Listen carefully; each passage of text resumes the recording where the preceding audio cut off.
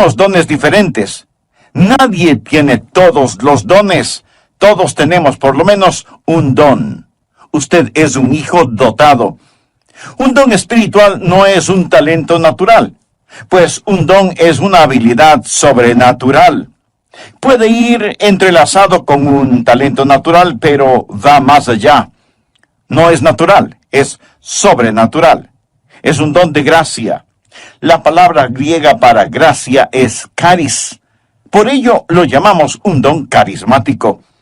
Usted es un hijo dotado y quizás se sienta indigno. Tal vez diga, no soy dotado, pastor. Solo soy un humilde obrero. Ni siquiera soy digno de dirigir en oración silenciosa en el departamento de niños. Mi amigo, usted es un hijo dotado. Alejandro Magno, el gran general conquistador, una vez dio una preciosa e invalorable copa de oro a un humilde sirviente. Cuando el sirviente vio el regalo, exclamó, «Oh, no, eso es demasiado para que yo lo reciba». Y Alejandro se irguió y dijo, «Pero no es demasiado para mí el darlo. Dios es el que da el don. Por eso, no se acerque con una humildad falsa diciendo que usted no tiene ningún don particular». En los tribunales de Cristo, usted dará cuentas de lo que hizo con su don espiritual y su mayordomía de ese don espiritual. Así que usted necesita descubrir su don espiritual y hoy vamos a estar hablando acerca de cómo descubrir su don. Veamos en primer lugar la presentación de sacrificio. Todo empieza con la presentación de un sacrificio. Por favor, mire Romanos 12, versículo 1. Así que, hermanos, os ruego por las misericordias de Dios, que presentéis vuestros cuerpos en sacrificio vivo, santo, agradable a Dios, que es vuestro culto racional. Subraye las palabras presentéis y sacrificio, y entonces entenderá por qué hablo de la presentación de un sacrificio. Pablo escribió bajo la inspiración divina y empieza diciendo, os ruego. Usted sabe lo que significa rogarle a alguien. Significa suplicarle.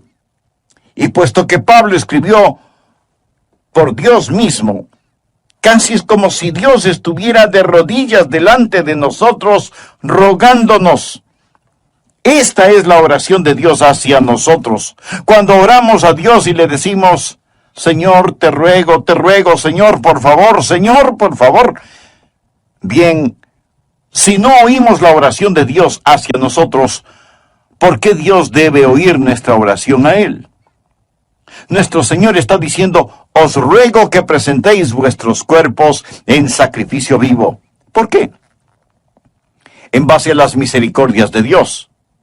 Él es bueno siempre, ¿verdad? Oh, gracias a Dios por sus misericordias. Cuando éramos rebeldes y estábamos bajo maldición e íbamos rumbo al infierno, cuando estábamos en oscuridad y no entendíamos, Él por su misericordia nos buscó, nos salvó, nos guarda, nos satisface, somos suyos, nos compró con su sangre. Escúcheme cuidadosamente. La consagración no es dar a Dios algo. La consagración es quitar sus manos de lo que ya le pertenece a Dios. Usted no es su dueño, usted sencillamente quita sus manos de éste. Usted no puede decir, es mi vida, no lo es. Usted no es su dueño. Fue comprado con un precio y debemos ser un sacrificio vivo. ¿Qué significa que debemos ser un sacrificio vivo?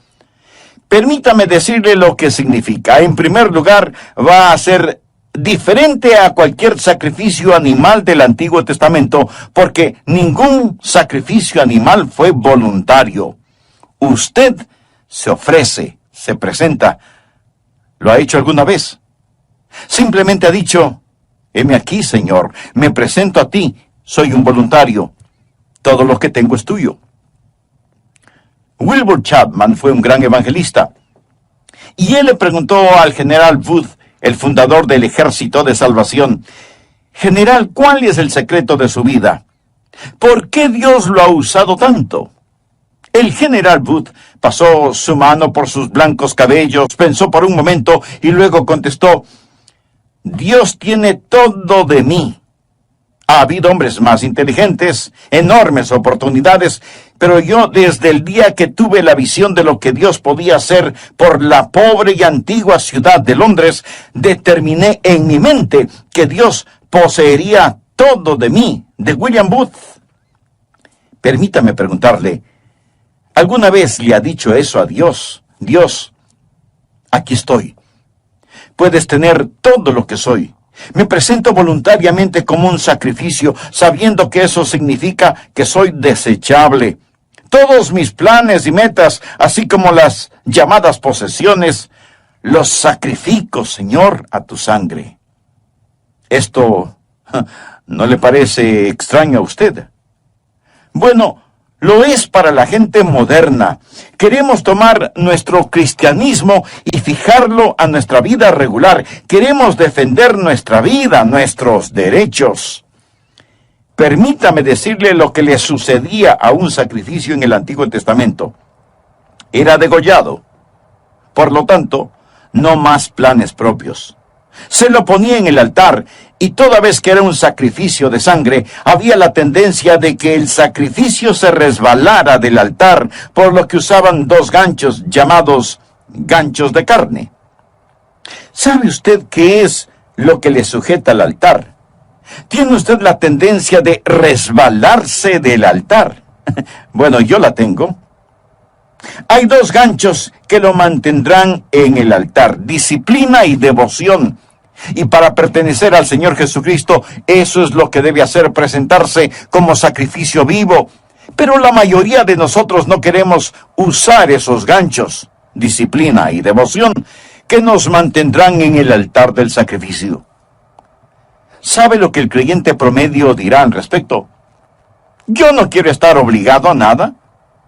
Me uniría a la iglesia, pero no quiero estar obligado a nada.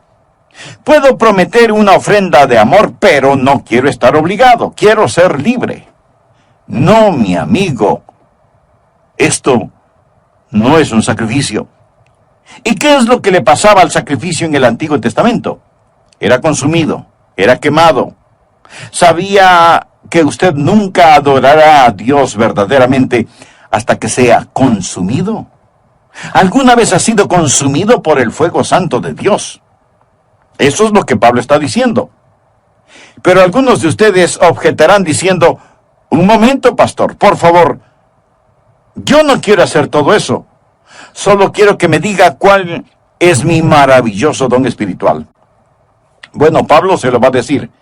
Pero verá, mi amigo, primero debe haber una presentación sacrificial, o sea, la presentación de usted mismo. Usted dice: Pastor Rogers, si yo hiciera eso, ¿quién sabe lo que Dios quisiera que yo haga? Suponga que usted tiene un hijo, jovencito, y suponga que un día su joven hijo viene y le dice: papá, he estado pensando, tú eres tan sabio, amoroso y bondadoso, y tienes tanta experiencia. Por eso, me parece que lo mejor que puedo hacer es pedirte consejo.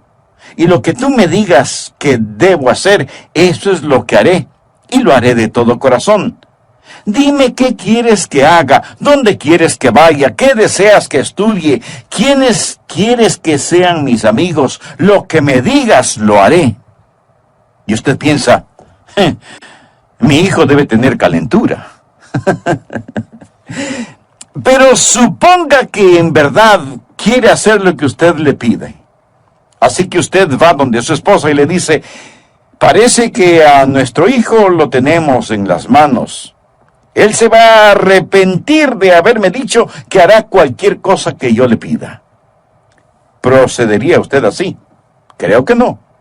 Lo más probable es que si usted estuvo pensando en regalarle un carrito, aunque sea usado, lo que su hijo le manifestó inclinará un poco más aceleradamente la balanza. ¿No le parece? Es la manera que él tiene de decirle: papá, yo sé que me amas. Usted se presenta a sí mismo como sacrificio vivo y comprobará cuál sea la buena voluntad de Dios, agradable y perfecta. No tenga miedo de entregarse a Él, ni de decir, heme aquí, Señor, me entrego totalmente a ti. Ese es el primer principio, la presentación de un sacrificio. El segundo principio es, habrá una transformación espiritual. Después de la presentación viene la transformación. Mire por favor el versículo 2. No os conforméis, es decir, no se dejen amoldar a este siglo, sino transformaos por medio de la renovación de vuestro entendimiento, para que comprobéis cuál sea la buena voluntad de Dios agradable y perfecta. Una transformación. La palabra transformación aquí es una traducción de la palabra griega metamorfo. ¿Qué palabra le recuerda? Metamorfosis. Y esta es la transformación. Usted pasará por una metamorfosis. Como una oruga entra en un capullo y pasa por una metamorfosis, y ese feo gusano que entra en ese capullo sale como hermosa y gloriosa mariposa. ¿Por qué? Porque ha pasado por una metamorfosis que literalmente significa un cambio de forma. Y cuando usted se presenta de esa manera a Dios, amigo, usted va a tener una metamorfosis. La palabra describe literalmente lo que pasa cuando la naturaleza interna sale a la superficie. ¿Cuál es la naturaleza interna de esa oruga? Es una mariposa. ¿Sabía que esta es la palabra que se usó cuando Jesús fue transformado en el monte de la transfiguración? ¿Recuerda la historia? Él subió a esa montaña con Pedro, Santiago y Juan, y allí la Biblia dice que Él fue transformado, transfigurado. Es exactamente la misma palabra que se usa aquí. Por ello, se le llama el monte de la transfiguración. Jesús pasó por una metamorfosis. ¿Recuerda lo que dije? ¿Qué es una metamorfosis? Es cuando la naturaleza interna sale a la superficie. ¿Cuál es la naturaleza interna de Jesús? Gloria. Cuando Él pasó la metamorfosis, su gloria salió a la superficie. Su rostro resplandecía como el sol de mediodía. Su vestidura era blanca como la nieve. El fulgor del Señor Jesucristo estaba allí siempre, pero lo que estaba en la naturaleza interna pasó por una metamorfosis. Y la naturaleza interna salió a la superficie como la naturaleza interna de una oruga, una mariposa. La naturaleza interna de Jesús es gloria. Una pregunta. ¿Cuál es su naturaleza interna si es salvo? Jesús. Jesús. Él es su naturaleza interna. Y cuando usted se presenta a Él como un sacrificio vivo, una transformación espiritual toma lugar. El Jesús que es residente en usted se convierte en el Jesús presidente en usted. El Jesús escondido en usted es el Jesús revelado en usted. Y hay un cambio divino y usted no es moldeado por este mundo. Y este mundo que camuflaría, borraría y escondería su naturaleza interna, esos grilletes se rompen y Jesucristo sale de usted. Y usted tiene un cambio divino que le da la mente de Cristo. Se renueva en el espíritu de su mente. Usted nunca entenderá realmente su don espiritual sin la mente de Cristo, sin una mente renovada. Y si usted está intentando descubrir su don espiritual sin presentarse voluntariamente como sacrificio, con razón que no sabe cuál es su don espiritual. ¿Sabe por qué usted no sabe cuál es su don espiritual? Porque su mente no está renovada. Pero cuando usted se presenta a Él como un sacrificio, habrá una transformación espiritual y usted comprobará cuál sea la buena voluntad de Dios agradable y perfecta. No le tema a la voluntad de Dios. Ese es el lugar más alto, más feliz y más santo para usted. El tercer principio es, habrá tiempo para una sobria consideración. Leamos Romanos 12:3. Digo, pues, por la gracia que me es dada. Recuerda lo que es la palabra gracia. Es caris. El apóstol está diciendo, por el carisma que he recibido, a cada cual que está entre vosotros que no tenga más alto concepto de sí que el que debe tener. Subraye la palabra tener. Sino que piense de sí con cordura, conforme a la medida de fe que Dios repartió a cada uno. Note el énfasis de Pablo en las palabras tener y pensar. No estamos hablando de que Él, Jesús, va a renovar nuestra mente. Bien. ¿Qué es lo que usted haría con una mente renovada? Puedo sugerirle que piense. Tal vez algunos de ustedes crean que es erróneo el pensar. Piensa que cuando usted se volvió un creyente, puso su mente en neutro y que debe vivir solo con estremecimientos espirituales. ¡No! Dios renueva su mente para que usted pueda pensar con esa mente renovada. Hablamos de descubrir su don espiritual y usted debe pensar. Ahora, ¿cómo o qué piensa de usted mismo? Quiero que haga un inventario de usted mismo. Olvídese por un momento de mí y solo piense en usted. ¿Cómo debe pensar? Bueno, miremos la respuesta en el versículo 3. Que no tenga más alto concepto de sí que el que debe tener. Eso, mi amigo, en simple español quiere decir que no debe presumir de tener un don espiritual que no lo tiene. Escuchamos a algunas personas decir, oh, usted puede hacer cualquier cosa que piensa que puede alcanzar. Hay una palabra muy castiza para describir eso. Tonterías. Eso es pura necedad. Les dicen a los jóvenes, cualquier cosa que quieran hacer, la pueden hacer. Muy bien. Veamos quién puede tomar el lugar de Michael Jordan, el más grande atleta que ha existido en el básquetbol. ¿Quién puede rivalizar con él solo pensándolo? No. Usted no podrá hacerlo porque no tiene ni la habilidad ni la contextura física para hacerlo. Michael Jordan nació para jugar básquetbol. Pero así como él tiene talento natural y habilidad física para el juego, usted tiene talentos y habilidades sobrenaturales. Pero lo que necesita hacer es no pensar acerca de usted mismo con un más alto concepto del que debe tener. No hay que tener una falsa humildad. Miremos nuevamente Romanos 12:3. Que no tenga más alto concepto de sí que el que debe tener, sino que piense de sí con cordura. La palabra cordura es una palabra interesante. Proviene de dos palabras griegas que significan ahorro y mente. Pensar con cordura. Decir, soy lo que soy por la gracia de Dios. Así que no vaya por ahí diciendo que usted no tiene ningún don espiritual. Eso no es más que una falsa humildad. Y una falsa humildad es tan mala como el pecado de la exageración. El decir que usted tiene un don espiritual no es malo, pero el decir que no lo tiene es rebelión. Tiene que pensar con cordura, o sea, tiene que pensar honestamente acerca de lo que tiene.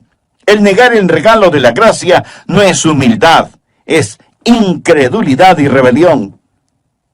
Pensar de nosotros mismos con cordura, sin pecaminosa exageración ni falsa humildad. Mírese a usted mismo. Haga un inventario de usted mismo. Pero pastor, eso suena complicado. ¿Podría ayudarme un poquito? Deme alguna guía de cómo pensar. Bien, en el próximo programa de esta serie le daré a conocer varios principios que le ayudarán mucho en este asunto de descubrir su don o dones espirituales. Antes de finalizar, quiero decirle que si usted hizo un inventario honesto de usted mismo, seguramente descubrió no solo que no está utilizando sus dones, sino que no tiene una relación personal con el dador de sus dones. Y para activar esos dones espirituales, usted necesita estar conectado a la fuente de poder. Quiero compartir con usted varios principios que le ayudarán a descubrir su don espiritual. Primero, el principio de la iluminación. Verá, el Santo Espíritu de Dios que está en usted iluminará su mente. Esta es la parte mística de este asunto. Quiero decir, no hay una fórmula matemática. el Espíritu Santo de Dios empezará a hablar a su corazón. Así lo hizo cuando me llamó para que predicara su palabra. Ese es el ministerio de iluminación. Segundo, el principio del gozo. Cuando usted siente que el Espíritu de Dios lo mueve a que haga algo, eso es iluminación, y usted lo hace, va a sentir gozo.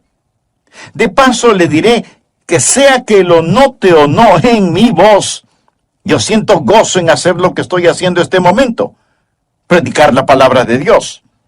Siento mucho gozo predicando, y usted tiene que preguntarse a usted mismo, ¿qué es lo que en realidad me gozo en hacerlo?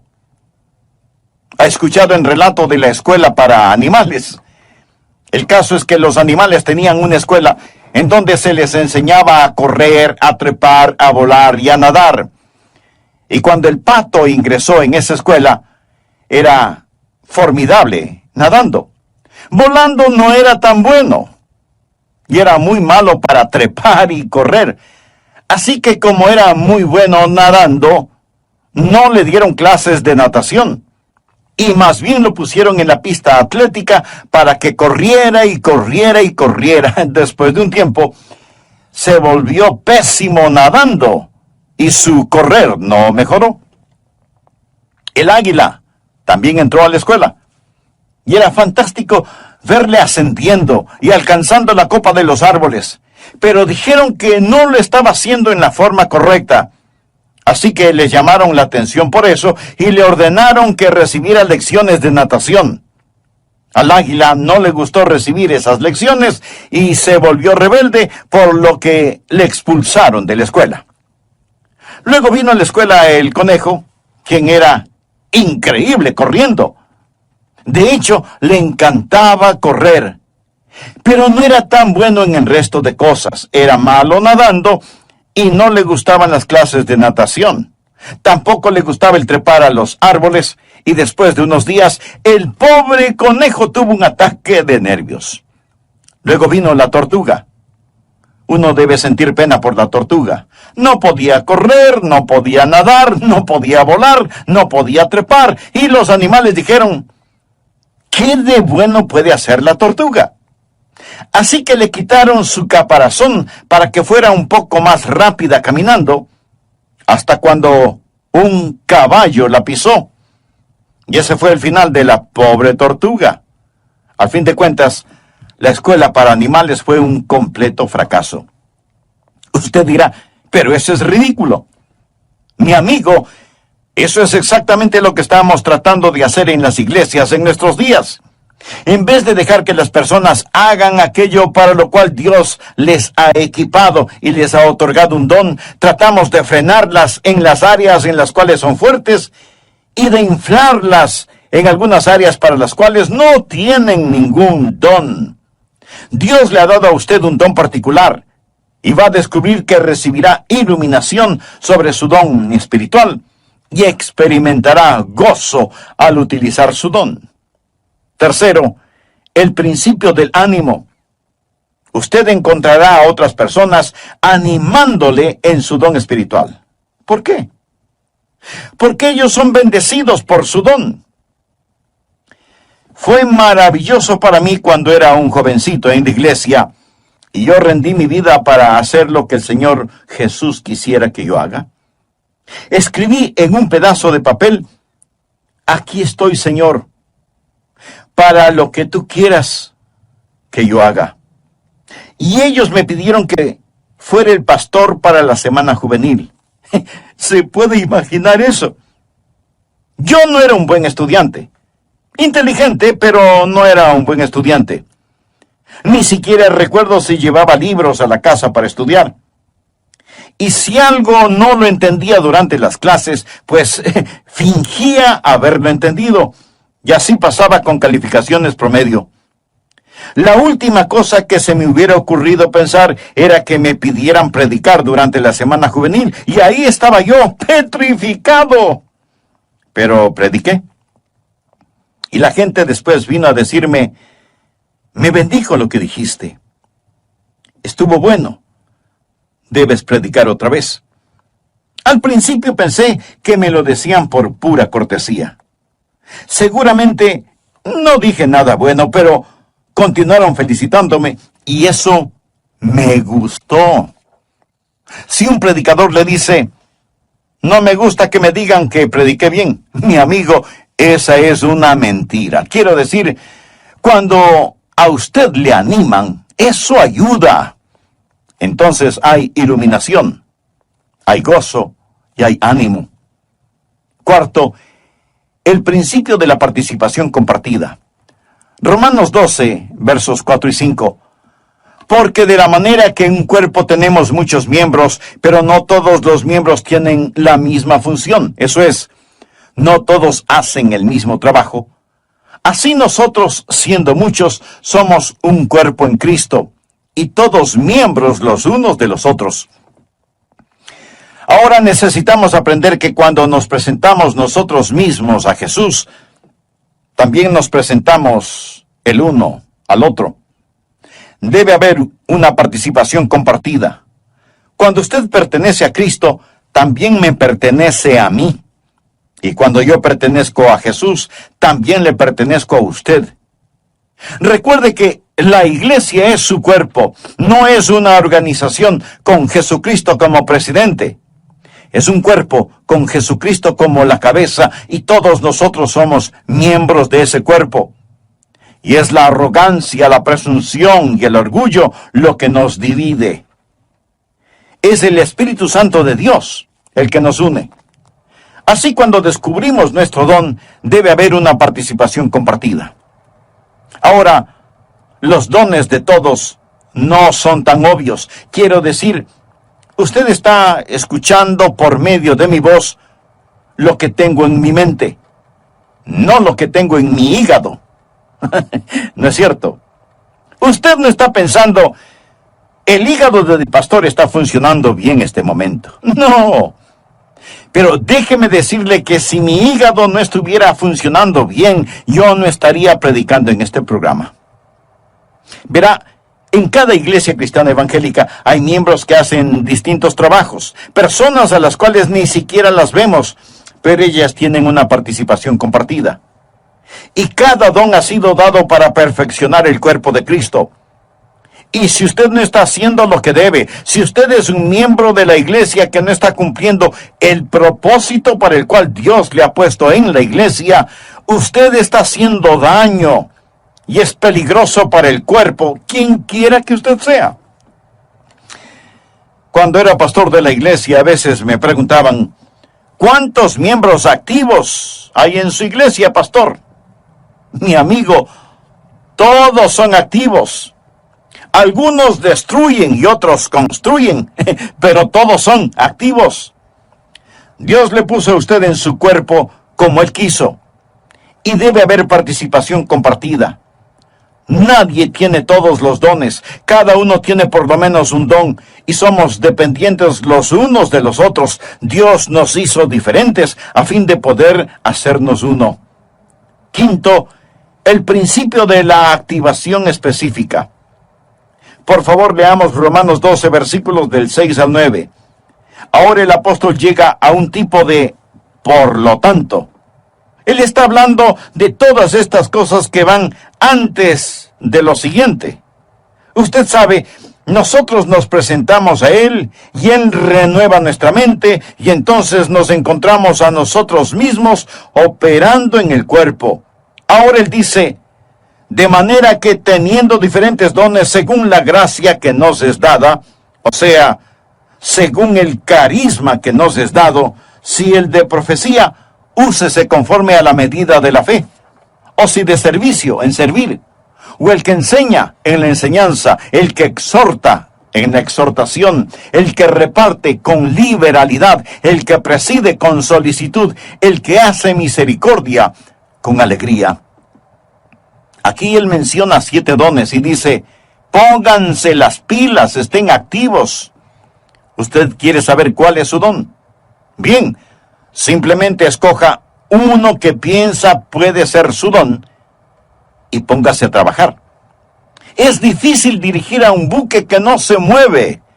No se siente simplemente allí. Usted va a descubrir su don cuando esté ocupado. Él dice, profecía.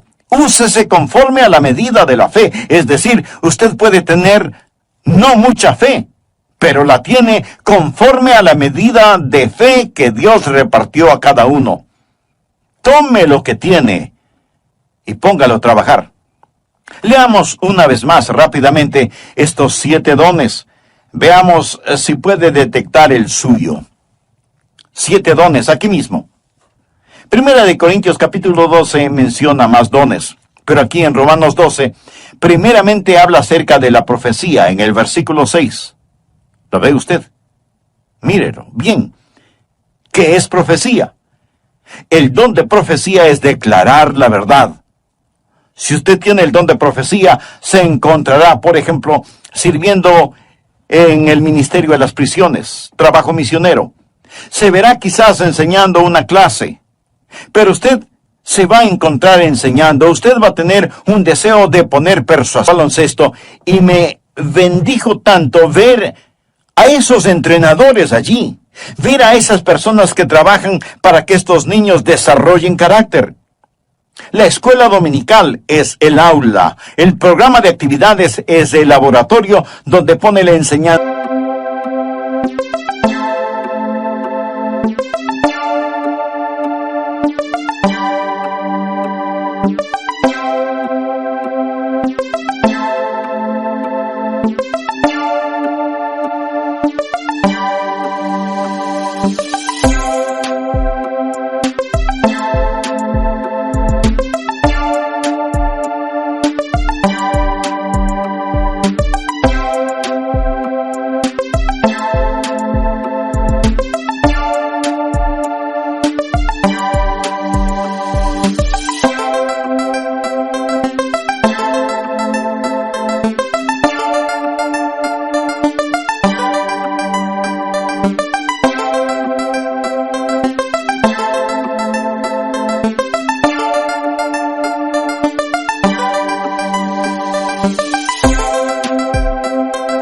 En práctica, y qué cosa tan maravillosa es cuando cada uno cumple con su don de servicio.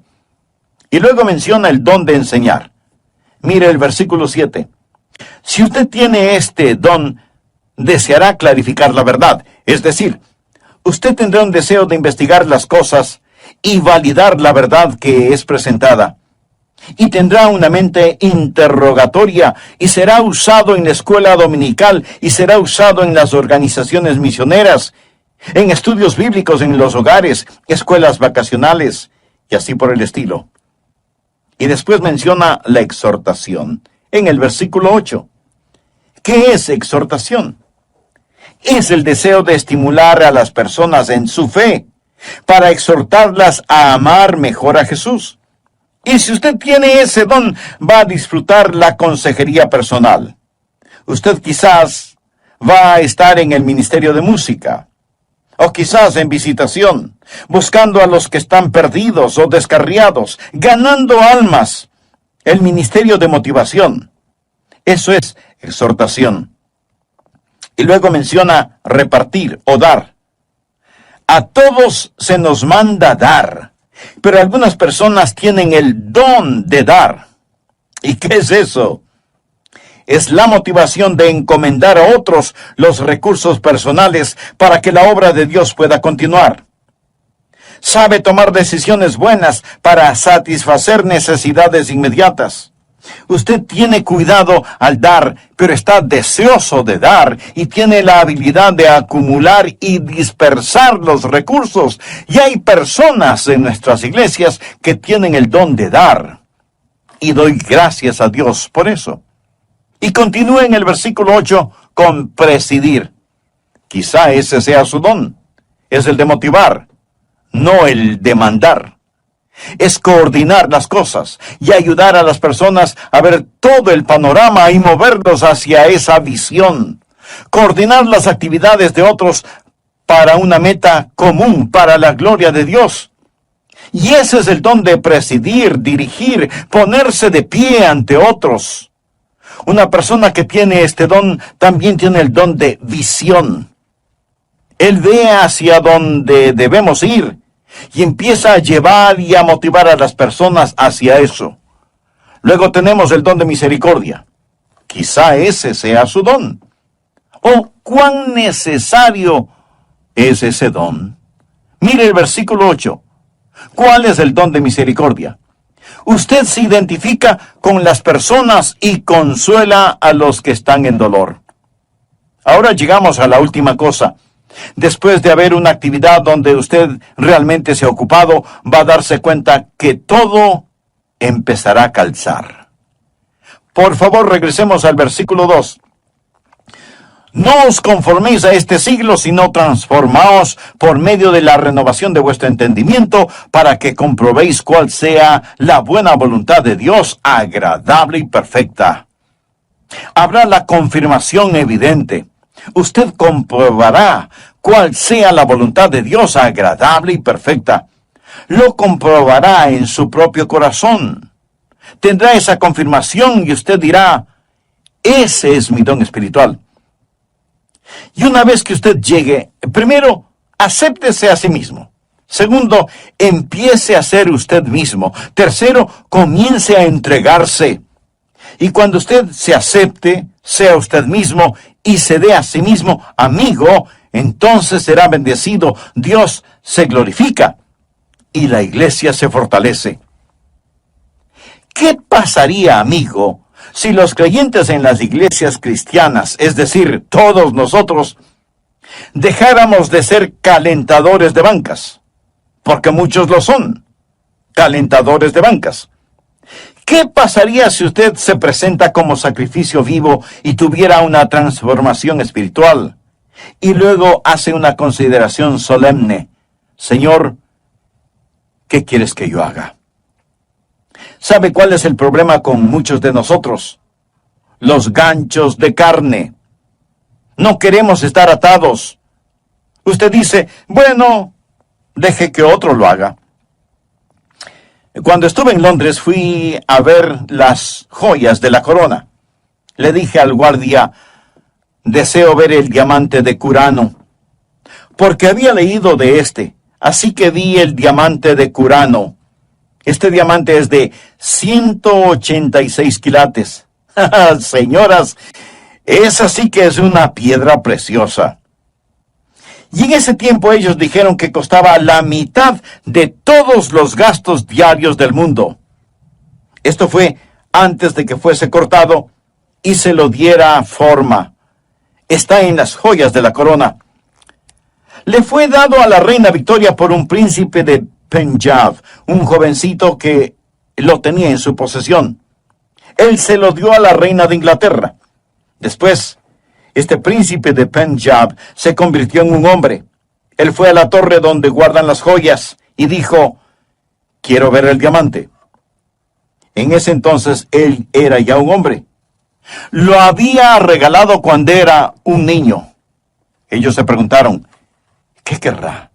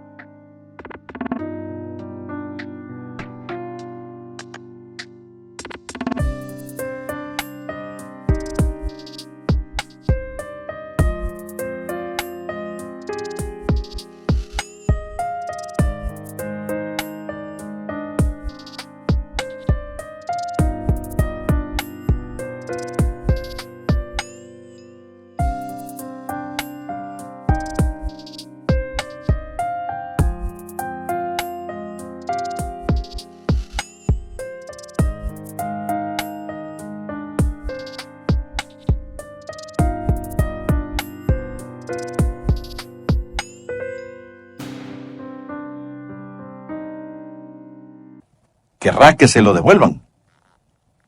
Va a pedir que se lo regresen. Y sacaron ese diamante porque él fue el que lo obsequió. Él dijo, podrían ponerlo en mis manos. Y ellos pensaron, oh no, pero lo pusieron en sus manos. Y entonces él se volvió y dijo a la reina que estaba allí: cuando era un niño le di esto, pero tenía la mente de un niño. No entendía completamente todo lo que estaba haciendo. Ahora, como un hombre, entendiendo más el valor total de este diamante, una vez más quiero regalárselo. Cuando oí eso, dije: Señor, tú sabes, cuando era un niño, di mi corazón a Jesús. Y ahora soy un hombre. Yo no entendía todo lo que estaba haciendo, mas fue de corazón. Pero una vez más, quiero darte mi vida. ¿No se siente así a veces? Señor, por tus misericordias, me presento como un sacrificio vivo. Y cuando lo hace, ese es el primer paso para descubrir su don espiritual. Quiero que lo haga. Estará tan feliz de haberlo hecho. Hay otros de ustedes que no son salvos. Usted no puede presentarse hasta que no se presente como un pecador que necesita ser salvo y diga: Señor Jesús, tú moriste para salvarme y prometes salvarme. Me entrego a ti, sálvame. Hemos estado hablando de cómo descubrir su don espiritual, pero a lo mejor hay otro descubrimiento que usted necesita hacer, y es en recibir la vida eterna.